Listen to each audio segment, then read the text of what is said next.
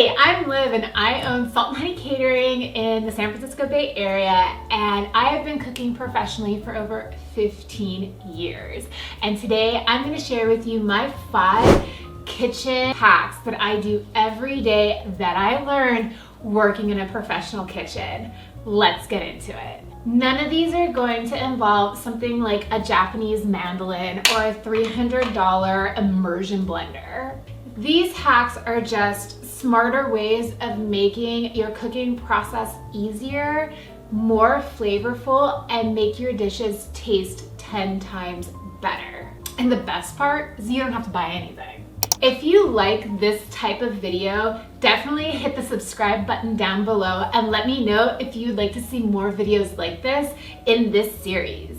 So let's get into it. Hack number 1, make your own stock. Veggie scraps are basically free, so why would you compost them or toss them in the trash? What I do anytime I am making anything, I pull out my trusty freezer bag and I throw in everything from herb stems to onion peels, garlic peels, tops and bottoms of carrots, you name it, what have you. Throw it in, add it to your bag, pop her back in the freezer. And once she's nice and full, I'll transform this bag of trash into a luscious stock that is going to make all of my dishes taste so much better. Another plus is that if you take your chicken carcass, skin, bone from your animal-based protein, freeze that too, throw those scraps of your animal proteins in with your veggie stock, you will literally have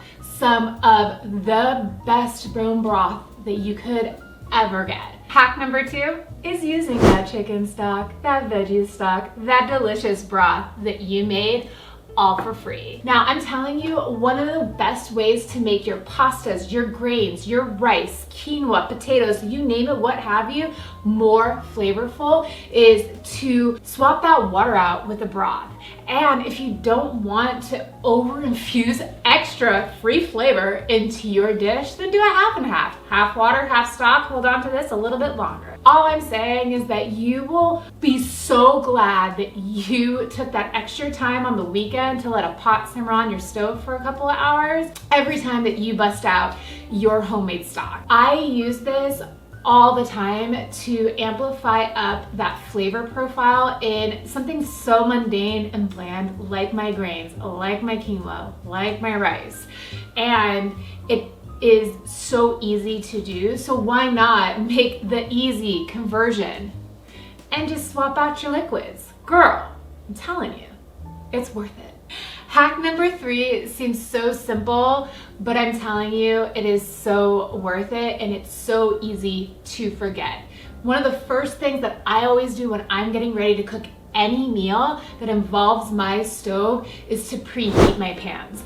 Just like you would preheat your oven, you want your food going into a hot pan. I always put my pan on the stove top without any oil, no fat whatsoever, and I put it on the lowest heat setting possible. And I do that so that way my pan is ready for me when I need it, and I'm not waiting around for my pan when I'm just trying to get dinner on the table and it's a Monday night. You always want to make sure that whatever you're throwing into your pan is hitting a nice hot pan and it's sizzling right from the jump, especially if you're making any type of animal-based protein. You're gonna get a nice hard sear.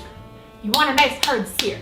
You don't want any kind of gray meat, and a preheated pan is going to help you avoid that. Hack number 4, master a signature dish, girl. At Salt and Honey, we have a lot of dishes that we're known for, but our citrus roasted chicken is at the top of the list. And like I said, we have been making the same recipe for over 15 years. Mastering a signature dish is your calling card. You know, it's that meal that you can rely on, that's trusty, that's like, you know it's going to hit every single time. It also eliminates decision fatigue. Cooking is an ocean and you can get lost in her waters so quickly. So to help make it more approachable for you, master one dish and then expand from there. You know, you don't need to know how to make everything. You just need to know how to make a couple of things real good. Hack number 5 is to layer your flavors. When you are cooking any dish, you want to always ensure that you are making sure it doesn't taste bland. Well, here's how to avoid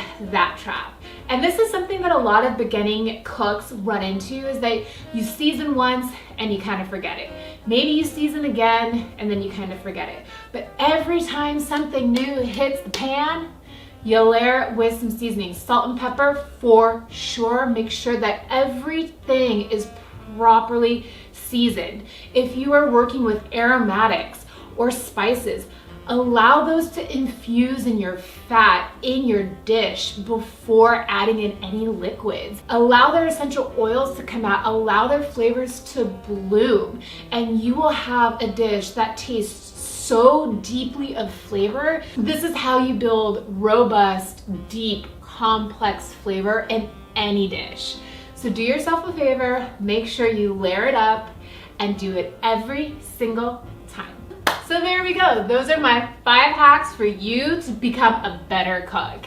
And in all of my time of professional cooking, there hasn't been one of these hacks that has ever failed me. The best part of this video is that we didn't have to buy anything and nothing is expensive. It literally is just a little bit of intuition and cooking know-how to help make you a better cook. So let me know if you like this video and let me know what your favorite kitchen hack or cooking tip is. I'd love to know. And if you like this video, hit the like button and subscribe for more YouTube videos just like this one.